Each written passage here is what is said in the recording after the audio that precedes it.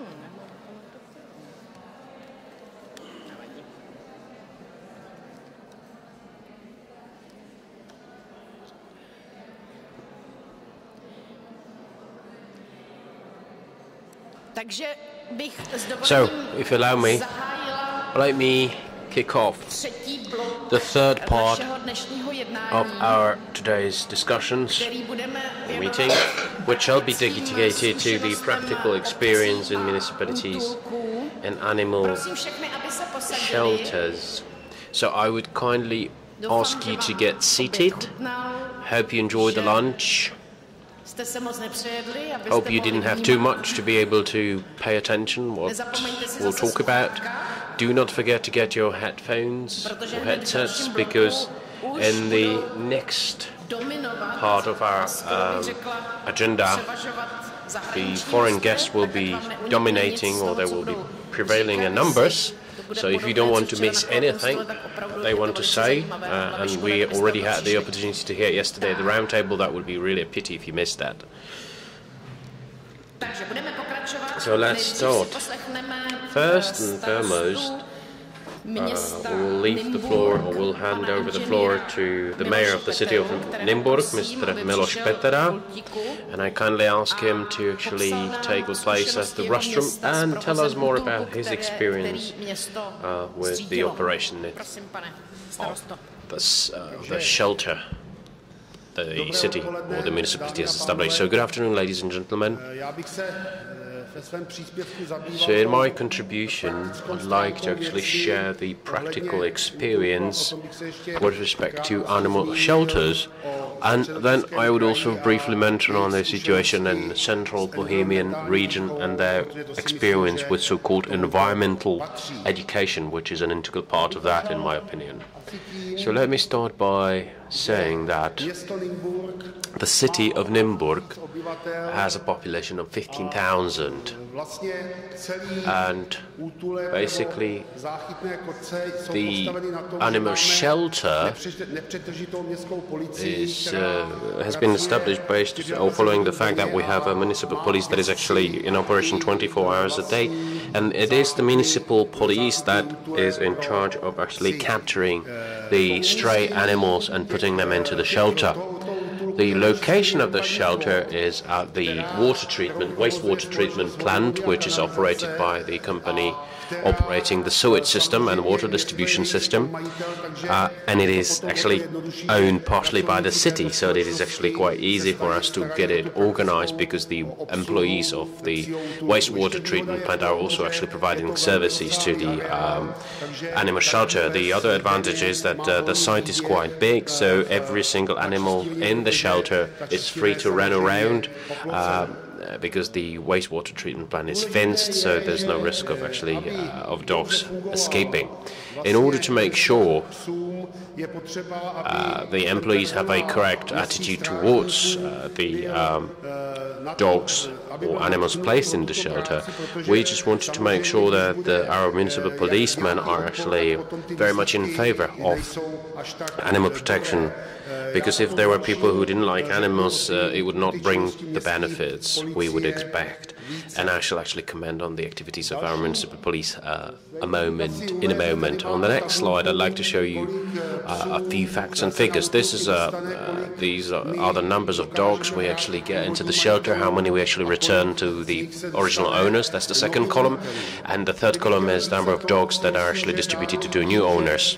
I think that this is very much determined by the fact that the municipal council and the town councillors are very positive when it comes to animal protection, so hence it actually helped us to eliminate any extermination or killing of animals, and we have succeeded in returning the animals to caretakers or breeders. So over the past 10 years, as you can see, we had more than 600 dogs in our animal shelter, which is a relatively high number in my opinion.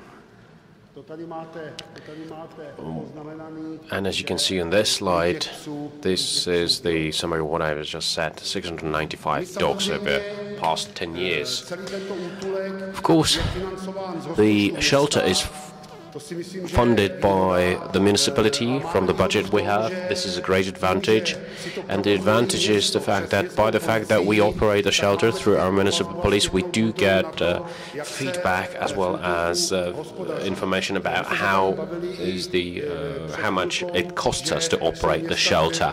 As mentioned before, there are municipalities where they provide this service as a service or operate the shelters as service with costs running really high. And I think that our advantage is also in the fact that we have a number of sponsors who are sponsoring the animal shelter. And it is actually good in our opinion, because we can actually clearly document how much money we spend and on what we spend it on.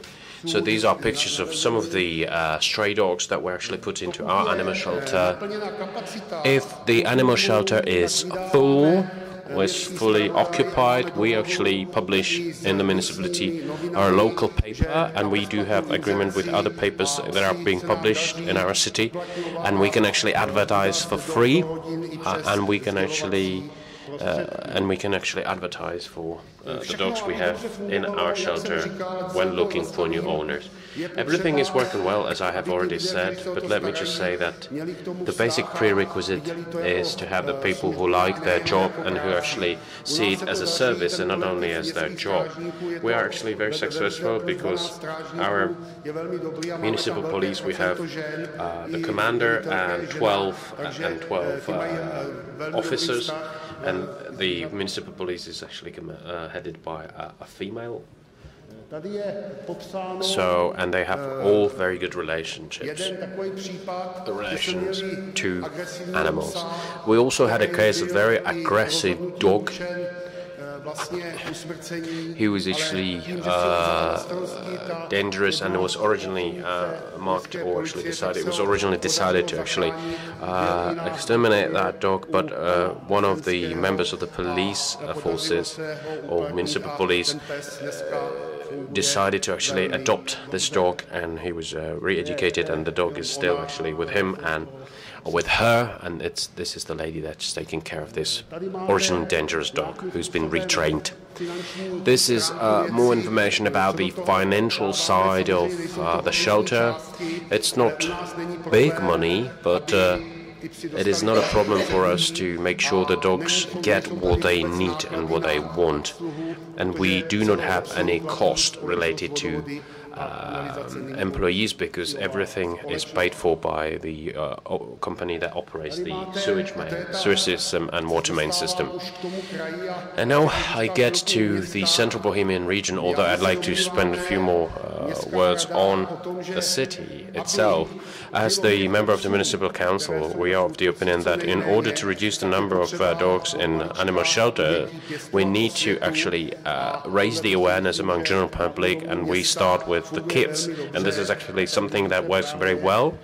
And we work with the kids, or the municipal police works with the kids in the kindergartens, and they try to actually explain to them what sort of relationship they should have towards the nature.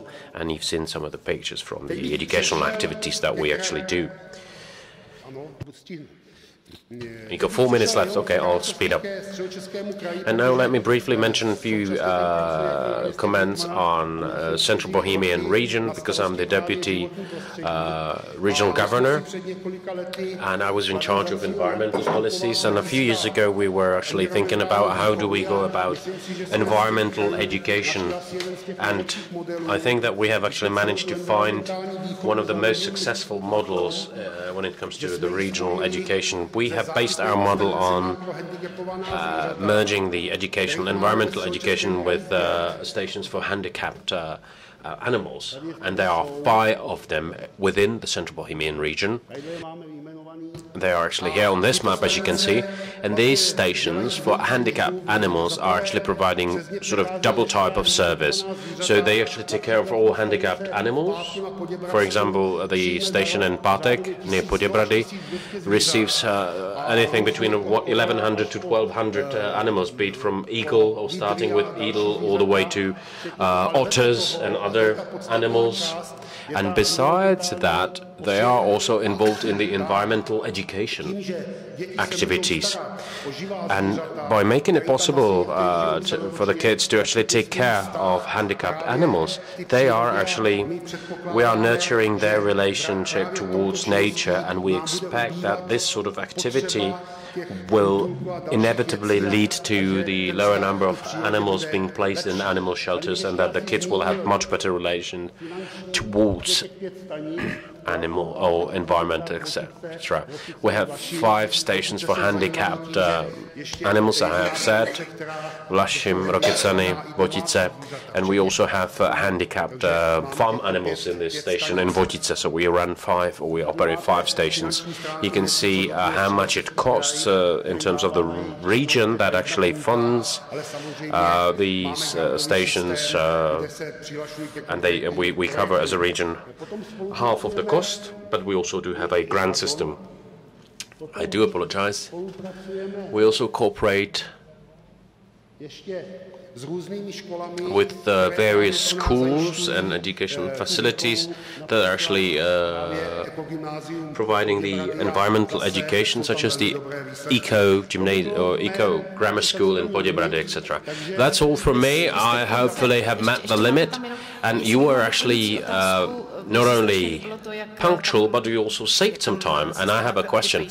You actually do take care of the dogs, you run the shelter, and it made me wonder, why is it that all the cities shouldn't take care of the dogs like this? And I wanted to ask about cats. Well, when it comes to stray cats, this is something I have to admit, this is something that we have not resolved. We do not have the capacity to resolve that, but we are discussing it because it becomes a problem. But I'd like to say that the Central Bohemian region is cooperating with the cat rescue station near Kladno, and we support this station through our grant system. And we can see that there is a great need for the castration program, so this is another matter we need to attend to. One thing I wanted to say, in order to make sure everything works well, you need to have a good and qualified vet who is actually interested in this type of activity, because it's a different type of money is involved apart or compared to when he does it on private basis. So that's all I wanted to share with you. Thank you very much for your attention. Já opravdu moc děkuji panu starostovi inženýru Peterovi Mr. Petera znovu jen můžu zopakovat, very much, and I wish all the cities undertook such an activity. And now a practical example of an animal shelter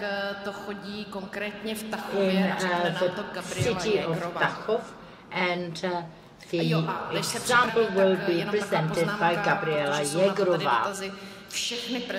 And again, I would like to remind you that all the presentation will be sent to you by email. Budou se posílat e-mailem a budeme vyposílat paní Brabcová, což je ten mail, na kterým jste se registrovali. A určitě na Facebooku a všude možně najdete případně na ní mail, když napíšete mě, tak já vám ho ráda pošlu, nebo vám případně pošlu tu prezentaci, protože samozřejmě taky.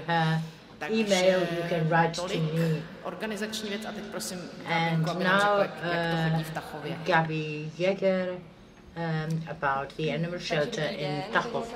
Good morning, good afternoon. My name is Gabriela Jegrova.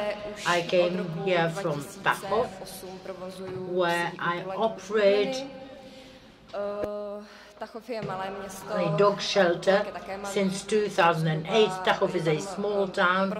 The shelter is also small. We have got a capacity of 20-25 dogs. First, I would like to introduce to you a dog who is a sort of mascot of our today's conference. You find him on all the documents, on the posters. His name is Fanda. He lived in our shelter since 2008. Unfortunately, we haven't found a new good home for him. He was an old dog, and 3 months ago he died. You will certainly see him in a picture. He died in the shelter. That's him. That's a typical photo. This is how he spent his time, with his face on the wall.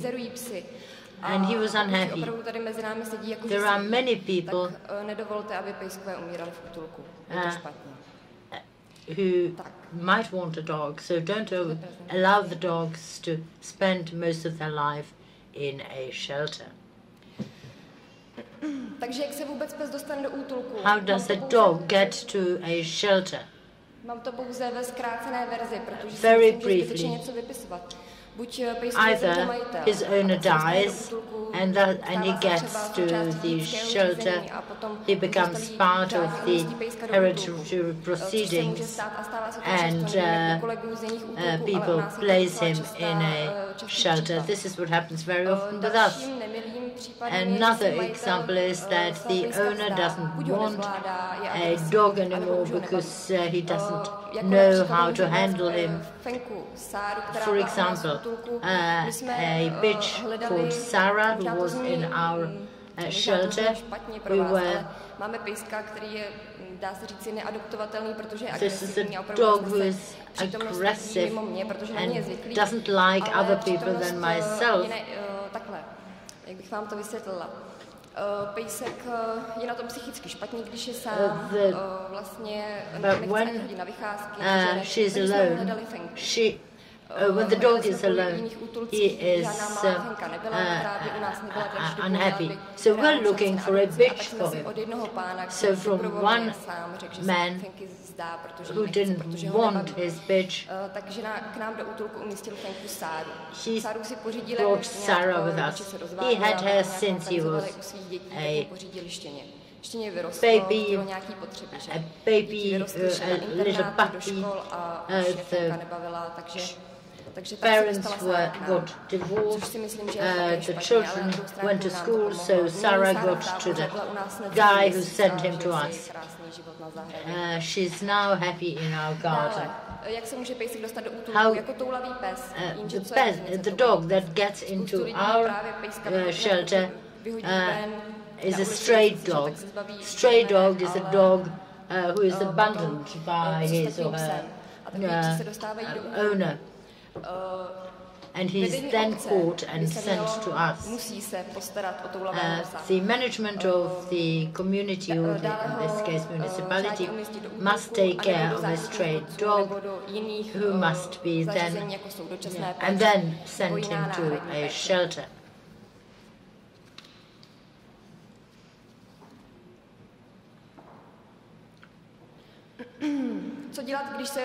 What to do if you have a stray dog in your community?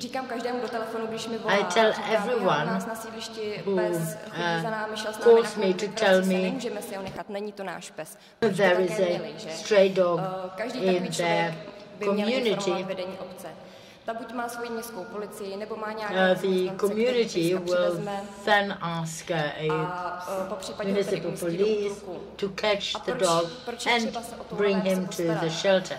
Why is it necessary to take care of stray dogs? In Tachov region, many mayors say, why should a dog be sent to the shelter? In the past, it was normal that the dogs moved through the village, but nowadays there are more dogs, and these arguments are not good. So the community is obliged to take care of the dog. The dog might attack someone and might hurt him. We know of a bitch who was 7 months old. She looked very friendly, she didn't look aggressive, but in the town she got stressed and became aggressive. Or an animal might cause a traffic accident, and it applies to dogs of all sizes. So there are many reasons why to take care of a stray animals. There are animals who are ill. Bojovat s takovou nemocí. Ale mám i takovou zkušenost, že i v Tachově u nás konkrétně se potuloval pejsek. Tachov, we had a stray dog who was apathetic, he was vomiting, and he suffered from paravirosis, and he had to be treated. I wrote an article in Tachov about the danger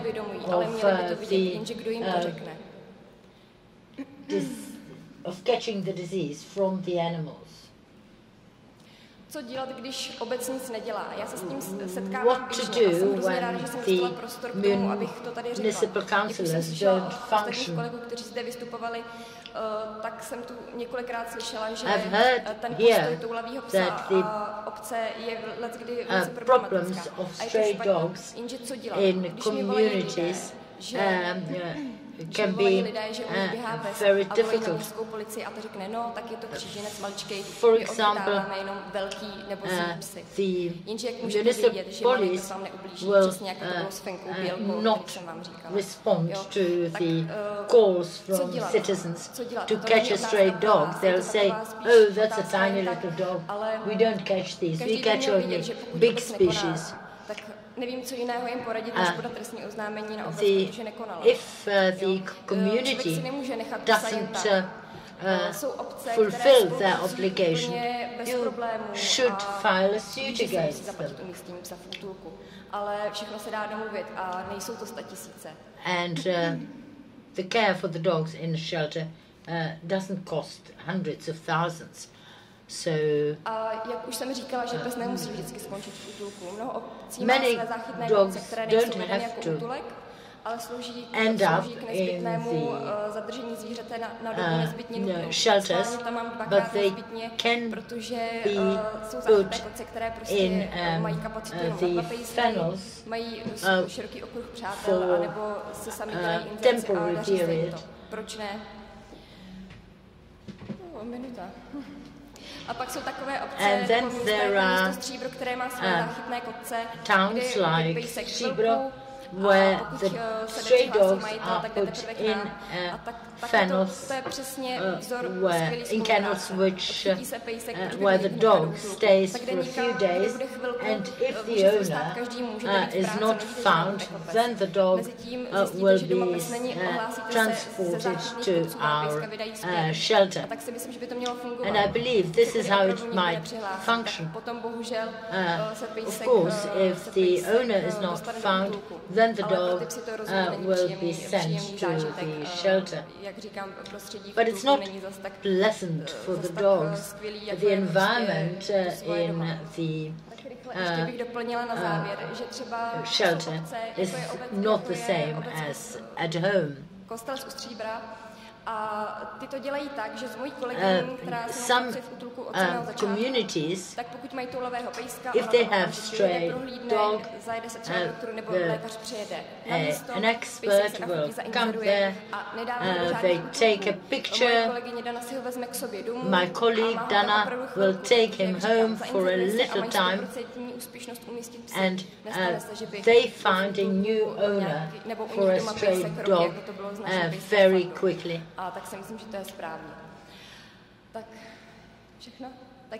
That's all. Thank you very much for your attention.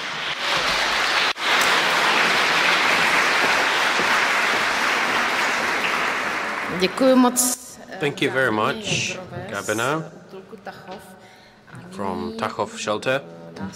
And now, if you allow me, I'd like to start the discussion. The question is whether or not there will be a discussion. Okay, we got one person who would like to actually discuss, but I just would like to draw your attention to the fact that the previous speakers have not disappeared, but the mayor had to go to the Chamber of Deputies, which is across the street. But most of the people who have had a presentation earlier today, they are still here with us. I can see Dr. Semerad, who's also pleased for me to say that. I can see Dr. Mitra, I can see Mr. Burda, I can see Mr. Kautsky, and I'm sure Mrs. Klasnova, I can't see her, maybe she had to run away as well, but there was a hand up there, so I'd like to ask the lady with the microphone. I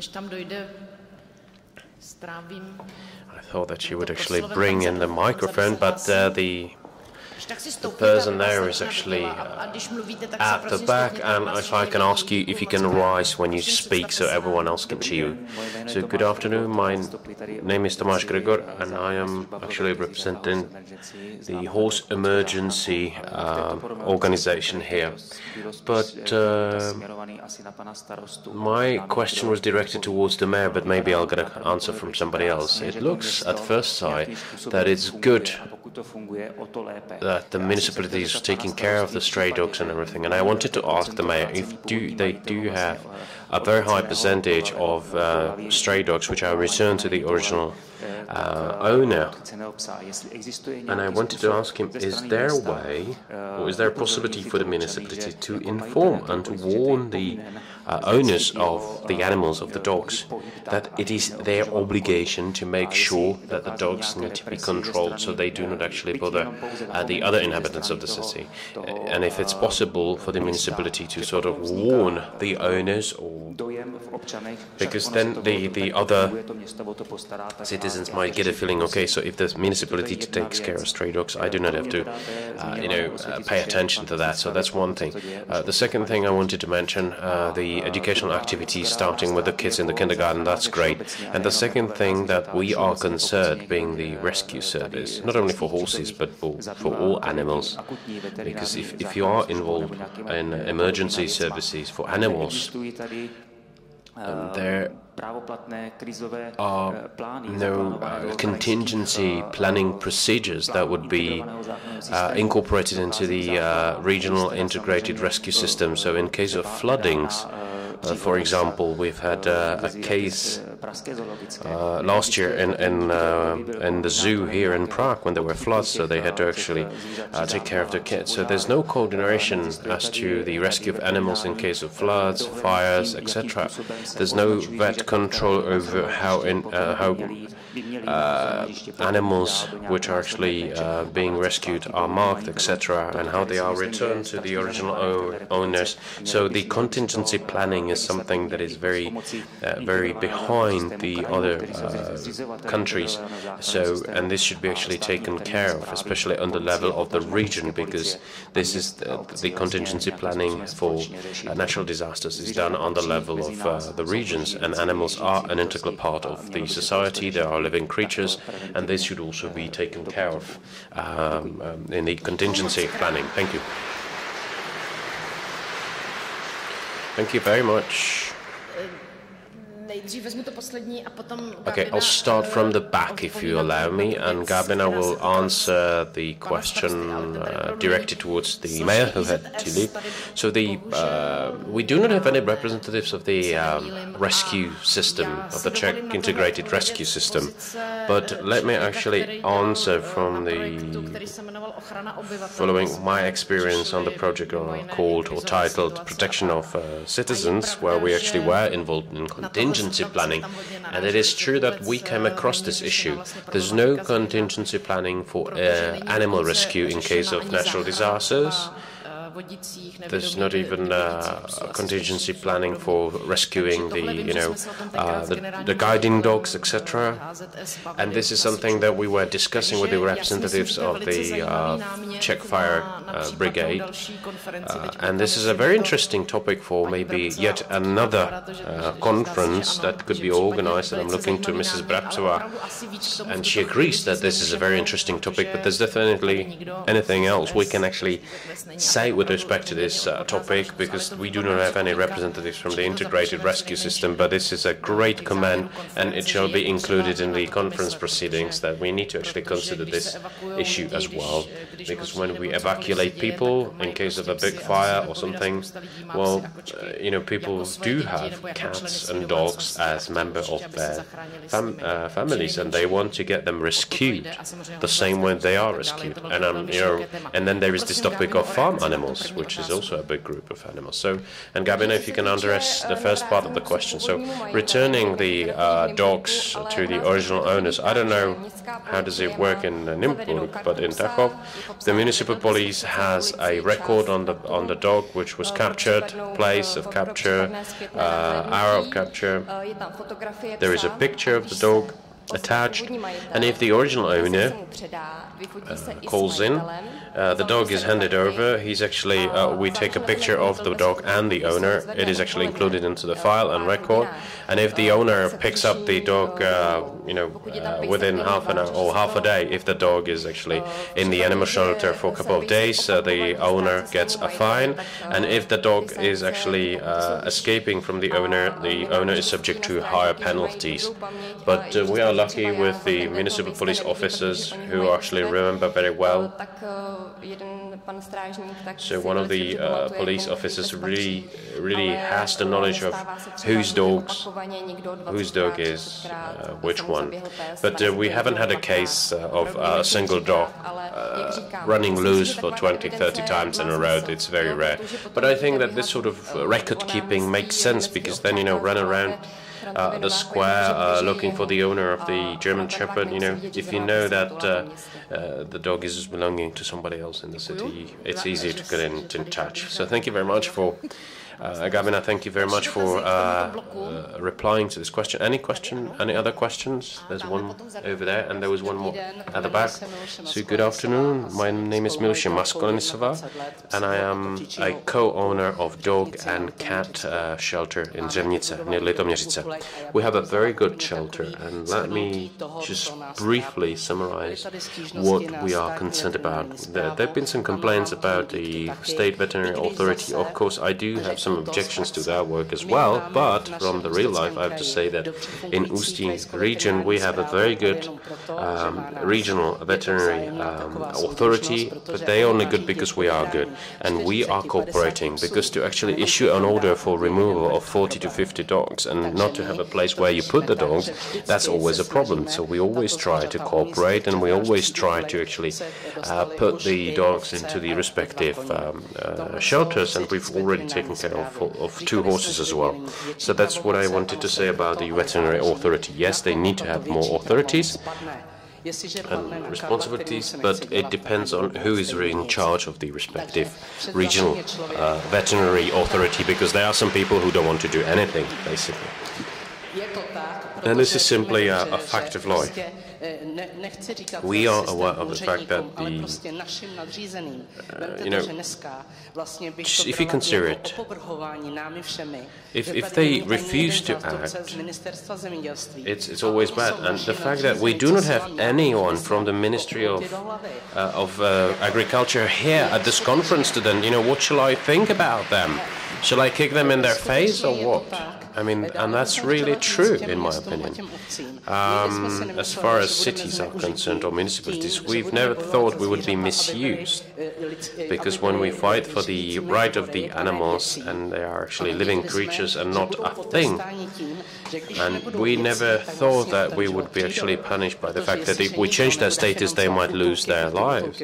Because if nobody finances and funds the shelters, animal shelters, the shelters will cease to exist. So I believe in common sense. We're living in the 21st century, and I think that it is not possible to have wild animals running around in the municipalities. And from my experience, I cooperate with 45 municipalities and cities, and we have contracts. We actually also receive dogs from 80 other municipalities. I will never turn them down if they call me that they have a dog. And when I ask the mayor what is the population of a city, and he says, okay, I've got 180, a population of 180 population, and I tell him, okay, so you give me 2,000 crowns per one dog, irrespective of the duration of the stay of the dog in the shelter. And he knows that, okay, I will not have any other requirements, and I also know that the mayor will not take the dog and load him into the car and let him go in a different village. As far as chipping is concerned, I do have some reservations with respect to chipping animals, because why should we take actually do it the easy way when we can do it the hard way? Because we have 7 different registers in the Czech Republic. They do not communicate between each other, so I have to actually call 7 different registers, and they are competing with each other, and they can even tell you I am not aware of any other register you could call. So if I do read a chip in a dog, implanted in a dog, I have to call the registers. And then it is also dependent on whether or not the dog is registered, because if it's a dog owned by an elderly, they would not register him, and they think if the dog gets a chip, they think the animal is protected. They do not have a clue that the dogs need to be registered. So the veterinary or the vets should actually inform the people about the procedure when it comes to registration of the chip. My vet is actually very well educated, and they do the registration for the people right after the application of the chip. So I'm not against the idea of chipping animals, but unless we bring law and order into the registry, into the database, unless there is a centralized database or national register which is operational, we will need to have this harmonized. Because if you call the register, you can inform them about the fact that you have found a dog, and they said, okay, we will contact the owner. And then they contact the owner, and of course, if the owner doesn't want the dog, okay, they do not actually call back, so then we need to call the national registry, and they tell me we've informed them, and they said, okay, nobody is interested in the dog. So what I do is that, of course, I offer the dog for new owners, of course. And if we actually capture a dog in the close vicinity of our of our shelter, we can actually do whatever we want. So that's as far as chipping is concerned. I do not also consider whether or think about all when it comes to protective terms. If the animal goes through the quarantine, it is vaccinated, it is actually in good condition, somebody comes and says, yes, I'm interested in this animal, I give it to the owner, and then if the previous owner comes and says, I've seen that you advertised for my dog and it ran away from me, I said, okay, she died of sadness, and of course, and I try to actually inform the people accordingly. And what I want to say, by way of closing, if there is a rally or an event here at Wenceslas Square, please do come to these events. If there's 2,000 people attending the rally, the legislators will be listening to us, because already Jan Žižka, the famous personality from history, said that the masses hold the power, and we need to actually cooperate. We need to show them during the rallies, during the events, that we are here, that we are protecting the animals, and they have to take our ideas into considerations, because if we don't do that, we are actually useless sitting here.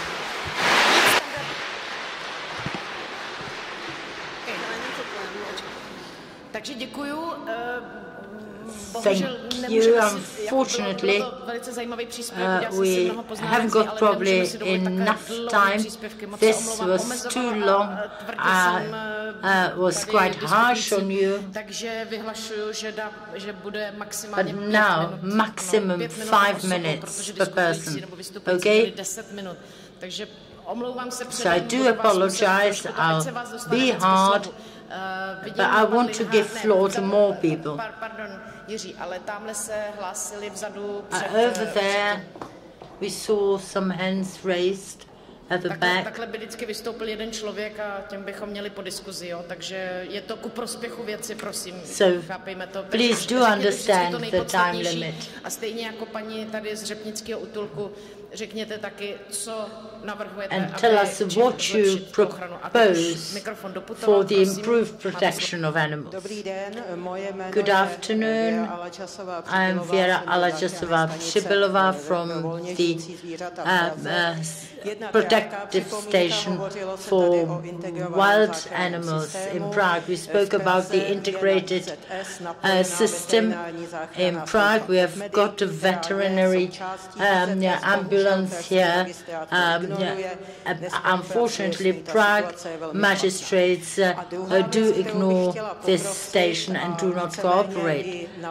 And I would also like to set up contacts in shelters. Lately, there have appeared, besides dogs and cats, also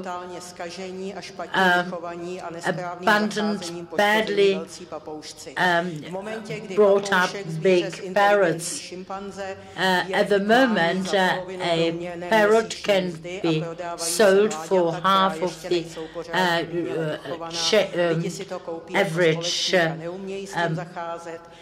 salary. People will buy it and bring up aggressive birds whose future is sad. So I would like to tell you that these birds might get to you as well.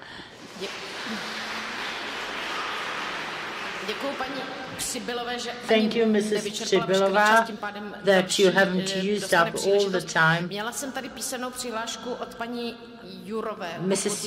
Jourová gave me a written application to the discussion. Yes. Okay. Microphone, please. Jo, tak jasně, necháme mikrofon tam, ať nechodí slečna tam a zpátky a potom tady... Já jenom k té právě záchranné službě, jak říkala paní Přibylová, rescue service, it doesn't work. I myself, 1 month ago, saw 2 half-dead big birds who were looking for 3 hours for a animal ambulance. I wanted to ask the organizers, can we please get contacts for the people who took part in this conference?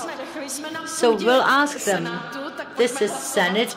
Let's vote to agree that we provide you contact names and numbers or email addresses, or do you want the question to be sent to Ms. Brabcová? Okay, let's take a vote. We haven't got scrutators. Is anyone really against? No. So it would be great if the senators voted like this for stricter punishment of those who maltreat animals. Já jsem položila otázku, že si nedával, Milane, pozor, je tvůj problém. Takže slečna pošle to paní Brabcový a paní Brabcová vám to rozešle. Okay. Tak, teď prosím, and now Mrs. Jourová,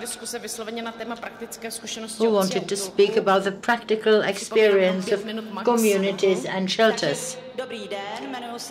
Good afternoon, Jarmila Jourová. I work in the shelter for dogs in one Czech city. We can say that I see the good and bad things of Czech kinology. I think it would be ideal if we had better kinological literacy, if we started at schools, if the breeders on social networks didn't write how beautiful the dogs without the proper documentation are, because this actually helps the farms. We at Plansko are the only shelter for dogs, and other cities and communities don't have a place where to place the stray dogs or abandoned dogs. Můžete mi teda jednou větou říct, jak to dělají? Protože musí se How do they do? What do they do if they have nowhere to place the dogs?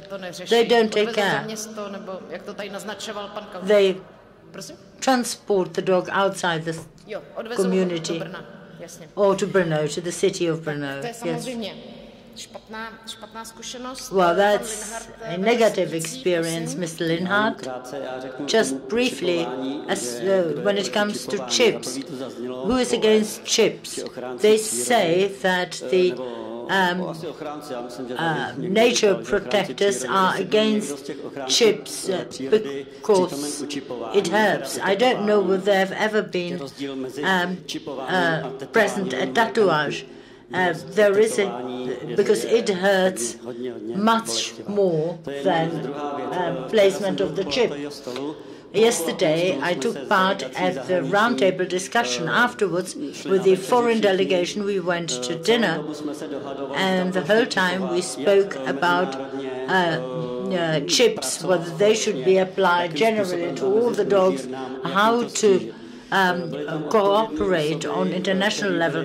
There were competent persons who were not completely against, but they were looking for arguments against. Then in the evening we sat in a restaurant.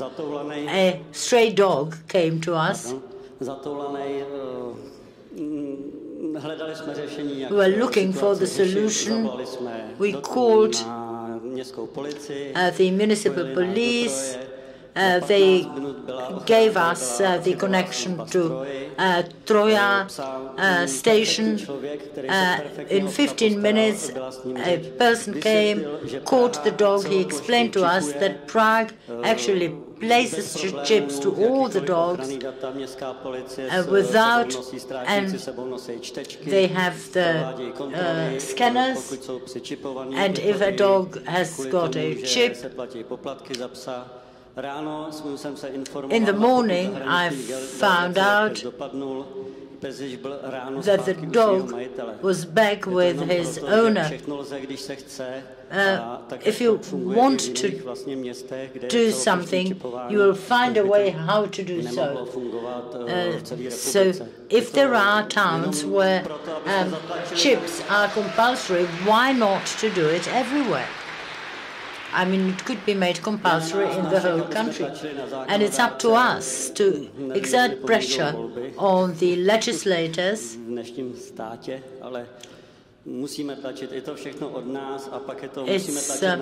up to us. We have to turn to those who are decision makers. We see that some of them just don't want to do what they are supposed to do. Thank you. Čas je strašně napnutý. Teď jsem byla v jednom, we are really short of time, a musíme udělat přestávku, přátelé. Takže and si we uděláme kratší. have to make a break. Nám zbyde opravdu co nejvíc času potom na tu diskusi. And we hope we'll have enough time for the discussion. Don't run away. The next topic will be puppy farms, smugglers, illegal transport and sale of puppies. So you have got 10 minutes.